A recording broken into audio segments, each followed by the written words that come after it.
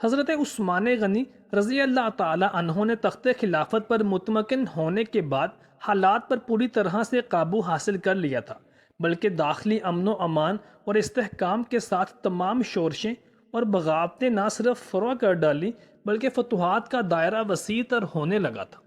اب یہودی سازشی ذہن اور آگے بڑھا اور اس نے اپنی وہ خفیہ کارروائیاں تیز کر دیں جن کی داغ بیل عبداللہ بن سبا دور صدیقی میں ڈال چکا تھا۔ اس سازشی کام کے لیے اس کو ایران کی سرزمین سب سے زیادہ سازگار نظر آئی۔ یہاں وہ عنصر بھی اچھی طرح خاصی تعداد میں موجود تھا جو بظاہر مسلمان تھا لیکن ذہناً مجوسی اور شاہ پرست تھا اور انتقام کی آگ میں جل رہا تھا، اور وہ سیدھے سادے عوام بھی موجود تھے جن کی گٹھی میں شخصیت پرستی پڑی ہوئی تھی۔ حقیقت یہ ہے کہ عبداللہ بن سبا کی سازش کسی سے کم نہیں تھی، اور ان سازشوں کا اختتام خلیفہ دوم امیر المومنین حضرت عمر فاروق رضی اللہ تعالی عنہ کی مظلومانہ شہادت پر ہوا۔ ساتھیوں، یہ مخفی اسباب تھے جو آہستہ آہستہ اس حد تک بڑھ گئے تھے کہ خلیفہ وقت کی شہادت پر منتج ہوئے۔ سیدنا عمر فاروق رضی اللہ تعالی عنہ نے اپنی شہادت سے پہلے وصیت کی تھی کہ میرے بعد خلیفہ اس کو چنا جائے جن سے نبی معظم صلی اللہ علیہ وآلہ وسلم اپنے آخری وقت تک راضی رہے، اور انہوں نے 6 صحابہ کرام کے نام دیے جو کہ عشرہ مبشرہ میں سے تھے، اور ان سب میں سے ایک خلیفہ چننے کی ذمہ داری حضرت عبد الرحمن بن عوف رضی اللہ تعالی عنہ کو ملی، جنہوں نے کافی صلاح مشورے کے بعد سیدنا عثمان غنی رضی اللہ تعالی عنہ کو اس منصب پر بٹھا دیا۔ گو کہ امیر معاویہ سیدنا عمر فاروق رضی اللہ تعالی عنہ کے دور حکومت میں گورنر بنے تھے، لیکن سیدنا عثمان غنی کی خلافت کے بعد ان کی پوزیشن مزید مستحکم ہوتی چلی گئی اور ان کی جڑیں گہری سے گہری ہوتی چلی گئیں۔ دوسری جانب شورشوں اور مفسدین نے حالات اس قدر خراب کر دیے کہ یہ مضبوط اسلامی نظام، سیاسی نظام مکمل طور پر ناکارہ ہو گیا، اور تیسرے خلیفہ راشد سیدنا عثمان بن عفان رضی اللہ تعالی عنہ کو ان کے گھر میں محصور کر کے قتل کر دیا گیا۔ ابتدائی طور پر ایک احتجاج شروع ہوا جو خوفناک طریقے سے رخ بدل کر قتل عثمان پر منتج ہوا۔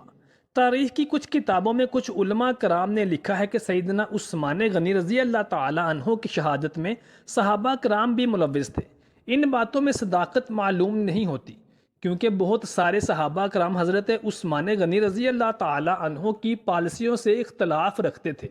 لیکن اس کا مطلب یہ ہرگز نہیں نکالنا چاہیے کہ ان صحابہ کرام کے سر پر سیدنا عثمان غنی رضی اللہ تعالی عنہ کی شہادت کا الزام لگا دیا جائے۔ عثمان بن عفان رضی اللہ تعالی عنہ کے قتل کی کئی وجوہات تھیں۔ سازش مصر سے شروع ہوئی اور عراق کے علاقے میں پروان چڑھی۔ سازش کا پہلا مقصد صرف عثمان بن عفان رضی اللہ تعالی عنہ کو خلافت سے ہٹانا تھا۔ عبداللہ بن سبا یہ متنازعہ شخصیت کا اس میں نام لیا جاتا ہے جس نے سازش کی بنیاد رکھی اور جھوٹے مکتوبات سے خلیفہ اور گورنروں میں غلط فہمیاں پیدا کی۔ خلیفہ کے کچھ رشتہ داروں کو جو کہ عہدوں پر فائز تھے ان کا حوالہ دیا جاتا تھا کہ خلیفہ نے اپنے رشتہ داروں کو اہم عہدوں پر مسلط کر دیا ہے، ان کو ہٹایا جائے، اور اس کے ساتھ ہی اندر سیدنا علی ابن ابی طالب رضی اللہ تعالی عنہ کا مظلوم شخصیت بنا کر پیش کیا جانے لگا کہ علی ابن ابی طالب رضی اللہ تعالی عنہ کو خلافت سے تینوں پہلے خلفاء نے دور رکھا،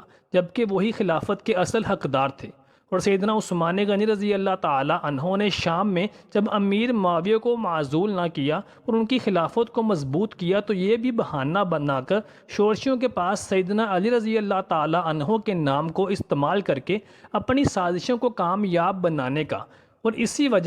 اسی وجہ سے تاریخ میں حضرت علی رضی اللہ تعالی عنہ کو بھی شہادت عثمان غنی رضی اللہ تعالی عنہ میں ملوث قرار دیا جاتا ہے۔ اس کی وجہ صرف یہ تھی کہ باغیوں اور منافقین نے سیدنا علی کرم اللہ وجہ الکریم کے نام کو اور ان کی اہل بیت طہار کے ساتھ نسبت کو اپنی سازشوں کو مضبوط کرنے کے لیے استعمال کیا، جبکہ حقیقی طور پر سیدنا علی ابن ابی طالب رضی اللہ تعالی عنہ ان ساری سازشوں سے کوسوں دور تھے۔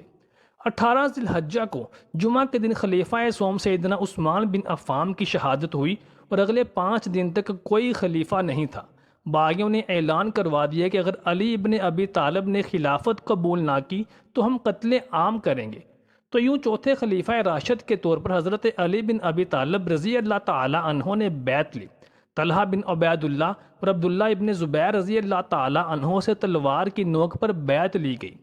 یہاں پر یہ بات بھی قابل ذکر ہے کہ علی المرتضیٰ رضی اللہ تعالی عنہ نے اس بار گراں کو اپنے کاندھوں پر لینے سے انکار کیا، لیکن جب پھر تمام صحابہ کرام جمع ہو کر حضرت علی رضی اللہ تعالی عنہ کی بارگاہ میں حاضر ہوئے اور ان کو کہا کہ اگر آپ اس منصب پر براجمان نہ ہوئے تو اسلامی ریاست کا جو شیرازہ بکھرا ہوا ہے اس کو سنبھالنے والا کوئی نہیں ہوگا،